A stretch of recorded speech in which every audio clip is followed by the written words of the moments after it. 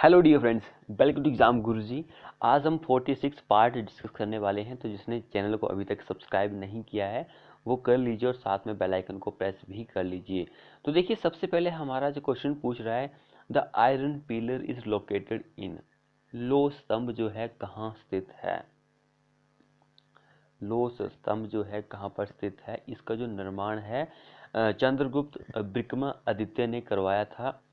तो ये very important है। लो पिलर की अगर आप बात करेंगे तो इसकी जो ऊंचाई है 7 मीटर इसकी ऊंचाई है। तो ये मंदिर जो है पहले हिंदू और जैन मंदिर का एक अटूट कॉम्बिनेशन था। लेकिन जो 13वीं शताब्दी आई थी वहाँ पर क्या हुआ था कि कुतुबुद्दीन ऐबक जो थे उन्होंने सारे मंदिर वहाँ पर नष्ट कर दिए थे और वहाँ पर एक कुतुब मीनार बनाई थी। तो ये आयरन पिलर जो है ये भी कुतुब मीनार के साथ में ही है। तो यहाँ पे बोल रहा है कि भाई लोकेटेड इन कहाँ पर स्थित है। तो आपको पता है कि भाई कुतुब मीनार कहाँ पर है। तो कुतुब मीनार भवन, यहाँ पे थोड़ा अजीब सा ऑप्शन दिए गए हैं। ये गलत ऑप्शन है यहाँ पर। तो भाई आयरन जो पिलर है वो दिल्ली में स्थित है। दिल्ली में स्थित है। तो यहाँ पर ऑप्शन ही कुछ गलत दिए गए हैं, तो ऑप्शन को आप भूल जाइए, दिल्ली में स्थित है। बाकी मैंने आपको इसके बारे में जानकारी तो प्रोवाइड कर दी है बहुत सारी, तो आप उनको देख सकते हैं। तो क्वेश्चन क्या बोल रहा है, कौन सी गुफाएं जो है जिसमें बौद्ध धर्म, हिंदू धर्म, जैन धर्म, ये तीन जो धर्म है इन सभी का कल्चरल मिक्स है, मिश्रण जो है वो कहाँ पर है? तो वो है एलोरा। एलोरा की गुफाएं जो, या फिर एलोरा का गुफा मंदिर जो है इसमें 34 गुफाएं हैं। ये आपको पता होना चाहिए, 34 गुफाएं हैं जिसमें 1 से लेकर 12 यानी कि 12 जो हैं वो बौद्ध धर्म की गुफा हैं और 13 से लेकर 29 तक हिंदू धर्म की गुफाएं हैं और 30 से 34 जो हैं वो किसकी बची है हमारे पास? जैन धर्म की बची है। तो कुल मिलाकर 34 गुफाएं हैं और वो एलोरा में है। सो ऑप्शन बी हमारा इस क्वेश्चन के लिए आंसर बन जाएगा। अगले देखिए, हु बिल्ट जामा मस्जिद। जामा मस्जिद जो है वो उसका निर्माण किसने करवाया था, किसने किया था? जामा मस्जिद जो है उसका निर्माण जो हुआ था 1654 ईस्वी में हुआ था और वो किया था शाहजहां ने। शाहजहां जो थे उन्होंने 1454 ईस्वी में जामा मस्जिद का निर्माण किया था। ऑप्शन बी हमारा इस क्वेश्चन के लिए आंसर हो जाएगा। ये पुरानी दिल्ली में स्थित है और भारत की सबसे बड़ी मस्जिद है। ये पॉइंट पे आपको पता होने चाहिए, ये दिल्ली में स्थित है। दिल्ली में स्थित है और भारत की सबसे पुरानी मस्जिद है। अगला देखिए, हु बिल्ट हवा महल। हवा महल जो है वो किसने बनाया है? हवा महल जो है वो राजस्थान की एक राजधानी है जयपुर। एक वैसे हर एक राज्य की एक ही राजधानी होती है, लेकिन कई बार होता है कि भाई एक शीतकालीन राजधानी भी बना दी जाती है, जैसे कि हिमाचल में है। तो जयपुर में है, राजस्थान के जयपुर में स्थित है ये हवा महल जो है। तो इसको बारे में आपको पता होना चाहिए। इसका जो निर्माण है वो महाराजा सवाई प्रताप ने करवाया था 1799 ईस्वी में। सो यहाँ पर किसने कर बनवाया था? तो महाराजा सवाई प्रताप जो इन्होंने बनाया था 1799 में। तो ये आपको पता होने चाहिए। सो क्वेश्चन क्या बोल रहा है, भारत में वज्र व्यवस्था जो है का आरंभ किस वायसराय के काल में हुआ था? बजट व्यवस्था जो है किस के कार्यकाल में, कौन सा वायसराय था उन्होंने शुरू किया था? तो वो थे लॉर्ड कैनिंग। लॉर्ड कैनिंग जो थे ये भारत के अंतिम गवर्नर जनरल थे, लेकिन पहले ही क्या थे? वायसराय थे। तो ये आपको पता होना चाहिए। तो इन्होंने ही वस्त्र व्यवस्था जो है शुरू की थी। लेकिन जब आप 1947 की बात करेंगे तो 1947 में भारत के प्रथम वित्त मंत्री जो थे जिन्होंने नवंबर 1947 में बजट जो है प्रस्तुत किया था वो थे आर के शनमुख। शनमुखम थे वो, आर के शनमुखम थे। तो इन्होंने ही 1947 में बजट व्यवस्था जो है ये भारत के प्रथम वित्त मंत्री थे। तो इसके बारे में भी आपको पता होना चाहिए। हो सकता है कि आपको आने वाले एग्जाम में इसको लेकर क्वेश्चन जो है पूछ लिया जाए। अगला क्वेश्चन देखिए यहाँ पे, भारत के संविधान की 7वीं अनुसूची में किससे संबंधित है, 7वीं जो अनुसूची है वो किससे संबंधित है। वेरी इंपॉर्टेंट क्वेश्चन है ये। तो जब भी भारत के आप संविधान 246 में देखते हैं तो उसमें ये बताया गया है कि भारत का जो केंद्र है, जो केंद्रीय है, सेंट्रल बोर्ड जो है और जो राज्य बोर्ड है, उन दोनों में जो पावर होती है उनके बारे में बताया गया है। तो पावर जो होती है उनको 3 सूची में डिवाइड किया गया है, संघ सूची, राज्य सूची एंड समवर्ती सूची। तो ये भारत के संविधान की 7वीं अनुसूची में वर्णित किया गया है, distribution of power between the union and state. यही है हमारे 7वीं जो अनुसूची है उसमें यह बताया गया है कि भाई केंद्र और राज्य के बीच में शक्तियों का बंटवारा जो होगा वो किस तरह से होगा। सो ऑप्शन बी हमारा इस क्वेश्चन के लिए आंसर बन जाएगा। अगला क्वेश्चन देखिए, यहाँ पे जीके हमारे सिविल के क्वेश्चन शुरू होते हैं। क्वेश्चन क्या बोल रहा है, for the clamp free column the effective length is equal to. अब देखिए यहाँ पे हमसे इफेक्टिव लेंथ पूछ रहा है, किसकी पूछ रहा है, कैंटिलीवर बीम के कॉलम के लिए पूछ रहा है। तो क्या बोल रहा है भाई, एक साइड जो है वो बांधा हुआ है, दूसरी साइड फ्री है, तो उसके लिए इफेक्टिव लेंथ क्या होती है, 2L होती है। 2L यानी कि twice the actual length, twice the actual length. Option D हमारा इस क्वेश्चन के लिए आंसर हो जाएगा, 2L या फिर ट्वाइस, 2 टाइम्स ऑफ, 2 गुना होगी जो वास्तविक लंबाई होती है, एक्चुअल लेंथ जो होती है उस केसेस में। तो ये आपको पता होना जरूरी है। क्वेश्चन भाई इस तरह से पूछे जा सकते हैं। अगला देखिए, तो fix support in real beam become support in the conjugate beam. क्या आंसर रहेगा इस क्वेश्चन के लिए। तो भाई फिक्स बीम जो होता है, fix support in real beam, जो फिक्स सपोर्ट जो होती है रियल बीम की, वो फ्री हो जाती है इन कंजुगेट बीम में। Fix support in real beam जो होता है उसमें फिक्स सपोर्ट जो होती है वो फ्री हो जाती है कंजुगेट बीम में। ऑप्शन डी हमारा इस क्वेश्चन के लिए आंसर हो जाएगा। अगला क्वेश्चन देखिए, 70% इंडेक्स ऑफ वेटनेस मीन्स। वेटनेस क्या होता है, वेटनेस गीलापन, गीलापन जो होता है 70% जो है वो गीला परसेंट का क्या मीनिंग होगा। क्या आंसर रहेगा इस क्वेश्चन के लिए। 70% वेटनेस का मीनिंग ये होता है कि भाई रेन होल जो है, वर्षा में कमी जो है इज इक्वल टू 100% माइनस जो वेटनेस इंडेक्स है वो होता है। तो वेटनेस तक हमारे पास 70% है, तो 100% माइनस 70 कितना आ गया, 30%। भाई रेनफॉल में जो कमी आ रही है वो 30% की कमी आ रही है।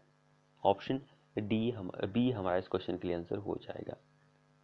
आपको जब भी वेटनेस का क्वेश्चन पूछ लिया जाए तो इसका मीनिंग ये होता है कि भाई जो बारिश में कमी हो रही है वो आपको फाइंड आउट करना है। तो बारिश में कमी जो होती है वो 100%, आपको पता है कि 100% ही लेते हैं, परसेंटेज में वैल्यू निकालनी हो तो माइनस जो वेटनेस इंडेक्स है, तो हमारे पास 70 है इक्वल टू 30% हमारे पास रेन में कमी आ रही है, बारिश की कमी जो है वो 30%। इस क्वेश्चन में आंसर बन जाएगा। अगला देखिए, an isohyet is a line joining place of. Isohyet एक लाइन होती है वो ज्वाइन करती है प्लेस ऑफ, किसे जोड़ती है वो। तो आइसोहाइट लाइन जो होती है भाई एक लाइन होती है जो कि ज्वाइन करती है प्लेस ऑफ या फिर एरिया जो होता है किसी एरिया में जो इक्वल वर्षा होती है, इक्वल रेनफॉल जो होता है उसको जोड़ने के लिए आइसोहाइट लाइन जो होती है वो यूज की जाती है। ऑप्शन डी हमारा इस क्वेश्चन के लिए आंसर बन जाएगा। अगला देखिए, an important property, important property which and earthquake resistance construction must possess. भाई इन चारों में से एक ऐसी प्रॉपर्टी है वो बहुत ही इंपॉर्टेंट है जिसको आप अर्थक्वेक रेजिस्टेंस कंस्ट्रक्शन में वो हमारे पास होनी चाहिए, निर्माण में होनी चाहिए। वो कौन सी प्रॉपर्टी है, फ्लेक्सिबिलिटी, डक्टिलिटी, ब्रिटलनेस या फिर ऑल ऑफ एबव। भाई जब भी आपको बिल्डिंग बनानी है तो हमारी जो बिल्डिंग होती है वो हमें क्या करनी पड़ती है, अर्थक्वेक को रजिस्ट करने वाली बनानी होती है। तो अर्थक्वेक को रजिस्ट करने वाली हमें तब जाकर मिलेगी जब आप उसमें रेन फोर्स जो होती है उसको प्रोवाइड करते हैं। तो आपको पता है कि रेन फोर्स जो होता है वो स्टील हम प्रोवाइड करते हैं तब वो रेन फोर्स कंक्रीट स्ट्रक्चर बन जाता है। तो स्टील में क्या होती है, एक ऐसी प्रॉपर्टी डक्टिलिटी नाम की एक प्रॉपर्टी होती है जो बहुत ही इम्पोर्टेंट होती है स्टील के लिए। तो ऑप्शन हमारा ये आंसर हो जाएगा। डक्टिलिटी जो होगा ये हो जाएगा। अगर हमारे किसी भी स्ट्रक्चर में डक्टिलिटी की वैल्यू नहीं होगी तो हमारा जो स्ट्रक्चर होता है वो बहुत ही जल्दी फेल हो सकता है। सो ऑप्शन बी हमारा आंसर बन जाएगा। अगला देखिए, वैल्यू ऑफ बिल्डिंग इंडिकेट। किसी बिल्डिंग की जो वैल्यू होती है वो क्या दर्शाती है? क्या दर्शाती है कि वैल्यू ऑफ बिल्डिंग जो है भाई, हमारी जो बिल्डिंग है उसकी आज की डेट में इतनी लाख रुपए वैल्यू है, यानी कि present value of the building is the value of building. भवन का वर्तमान जो मूल्य होता है वही एक भवन जो है वो दर्शाता है। सो ऑप्शन बी हमारा आंसर बन जाएगा। जिसने अभी तक हमारे चैनल को सब्सक्राइब नहीं किया है कर लीजिए, साथ में बेल आइकन को प्रेस भी कर लीजिए। अब अगले देखिए, in engineering drawing the part which are not visible like hidden outline edge of the structure are usually represent. भाई इंजीनियरिंग ड्राइंग आप सभी करते हैं, मैंने भी की थी। तो देखिए, जब भी ड्राइंग की बात आती है तो उसमें बोल रहा है कि एक एक the part which are not visible, जिसको आप देख नहीं सकते हैं, जैसे कि हमारे पास हिडन लाइन होती है, आउटलाइंस होती है, एज किसी भी स्ट्रक्चर का एज होता है, उसको आप किस तरह से रिप्रेजेंट कर सकते हैं? जो भाग हमें इंजीनियरिंग ड्राइंग में दिखाई नहीं देते हैं उनको दर्शाने के लिए आप डॉटेड लाइन जो होती है उसका यूज करते हैं।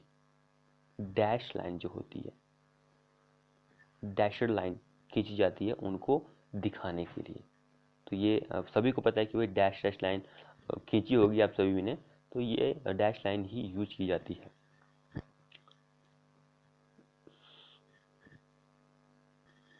सॉरी, यहाँ पे वाइड ऑप्शन है, तो वाइड तो बहुत ही बड़ा होता है, चौड़ा होता है, तो ये नहीं होती, नैरो वाली होती है। ऑप्शन ये आंसर होगा, ए आंसर होगा, डी नहीं होगा, ए होगा। नैरो तो आपको पता है कि छोटी पतली जैसी होती है, तो डॉटेड लाइन होती है, डॉट लाइन आपको पता है कि हम उसको ड्रॉ करते हैं, जिसको डैश लाइन भी आप बोल सकते हैं। ऑप्शन ए हमारा आंसर होगा, डी नहीं होगा, डी के लिए सॉरी। अगला क्वेश्चन देखते हैं हम, the sectional view drawing in which one fourth of an object has been marked for removal is known as। उसको हम क्या बोलते हैं? हाफ सेक्शन हम उसको बोलते हैं, हाफ सेक्शन। अगला देखिए, septic tank is a water resistance tank. भाई सेप्टिक टैंक जो होता है पानी को रेजिस्ट करने वाला टैंक होता है। Where the following operation takes place, जहाँ पर कोई ऑपरेशन प्रक्रिया की जाती है वो कौन सी होती है? तो वो की जाती है sedimentation and digestion. Option B हमारा इस क्वेश्चन के लिए आंसर बन जाएगा। जो सेप्टिक टैंक होता है उसका जो बॉटम होता है उसमें सेडिमेंटेशन एंड डाइजेशन जो होता है इसकी प्रोसेस होती है, वो एक वाटर रेजिस्टेंस होता है, जल रोधक होता है वो। तो ऑप्शन बी हमारा इस क्वेश्चन के लिए आंसर बन जाएगा।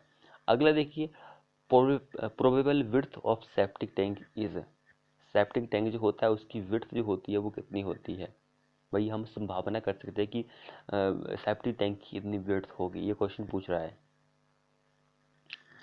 तो भाई सेप्टिक टैंक की अगर आप बात करेंगे तो ये जो होता है गोलाकार हो सकता है, स्क्वायर भी हो सकता है, रेक्टेंगुलर भी हो सकता है।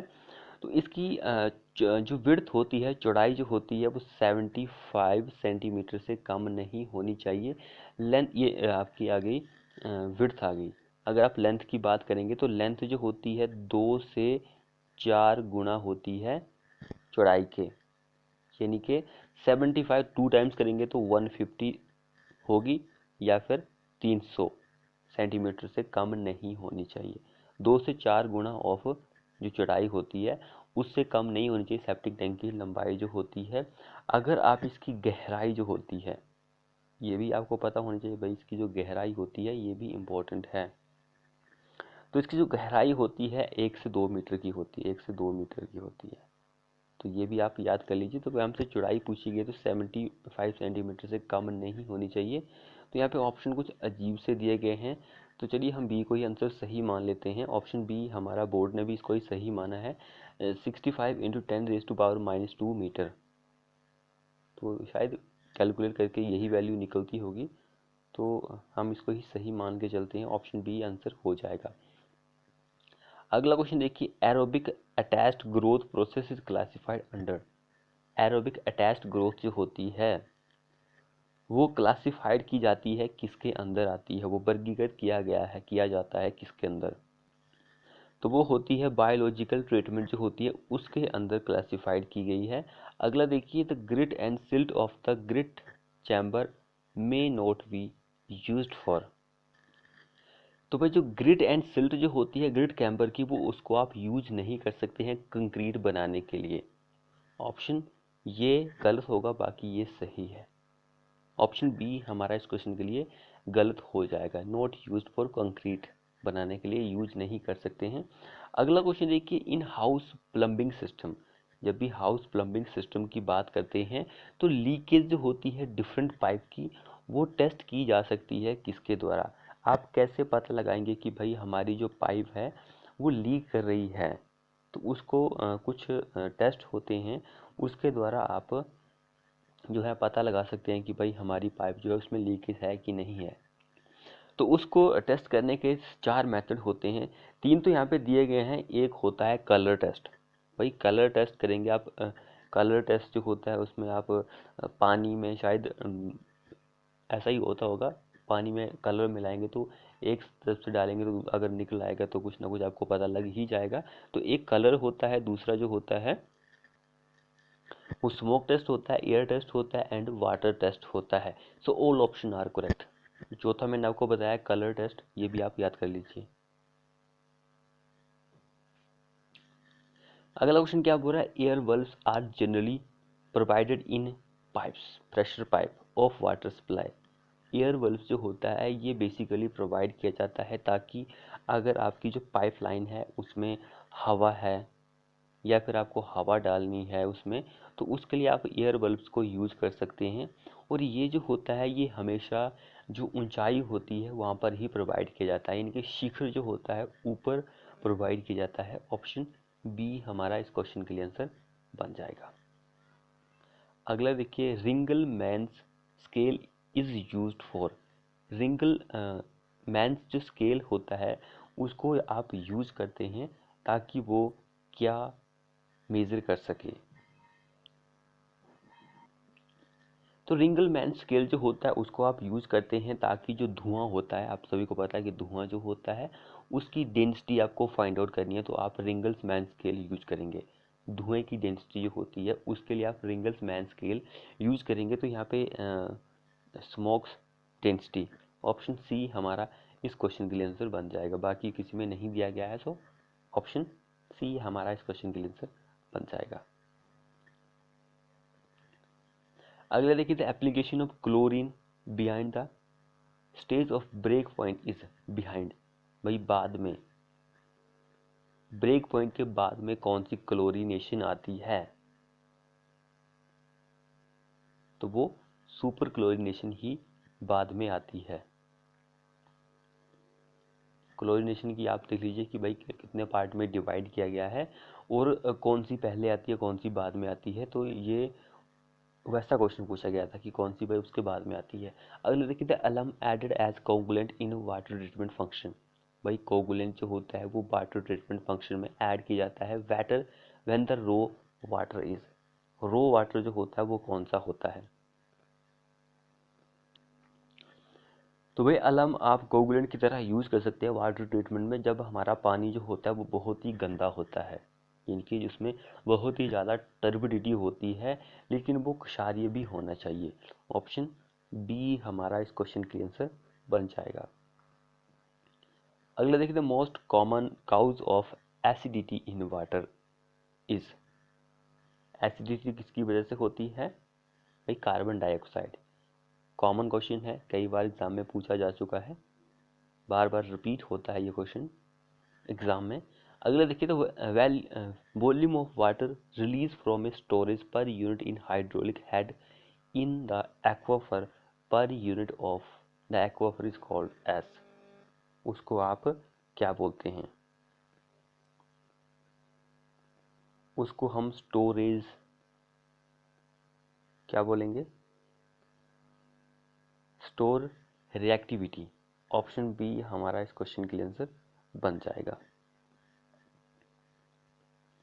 अगला देखिए, ग्रोथ ऑफ पॉपुलेशन में बी कन्वीनियंटली रिप्रेजेंट बाय। जो ग्रोथ होती है पॉपुलेशन की, वो आप किस ग्राफ से उसको रिप्रेजेंट कर सकते हैं, किस ग्राफ से आप रिप्रेजेंट करेंगे, तो लॉगिस्टिक ग्राफ जो होता है उससे आप इसको रिप्रेजेंट कर सकते हैं। ये जो ग्राफ या फिर कर्व होता है ये एस शेप का होता है। इसको लेकर भी एग्जाम में एक दो बार क्वेश्चन पूछा गया कि भाई लॉगिस्टिक कर्व जो होता है उसकी शेप किस इंग्लिश के लेटर के जैसी होती है, तो एस आकार की होती है। अब अगला देखिए, the rise of jack arch is kept about. कितना होता है राइज जो होता है, कितना आप उठाते हैं जैक आर्क जो होती है उसके स्पैन के, तो वो उठाई जाती है 1/8 से लेकर 1/12। 1/8 से 1/12 इतनी उठाई जाती है, तो 1/8 से 1/10 ही दिया गया उसके स्पैन के।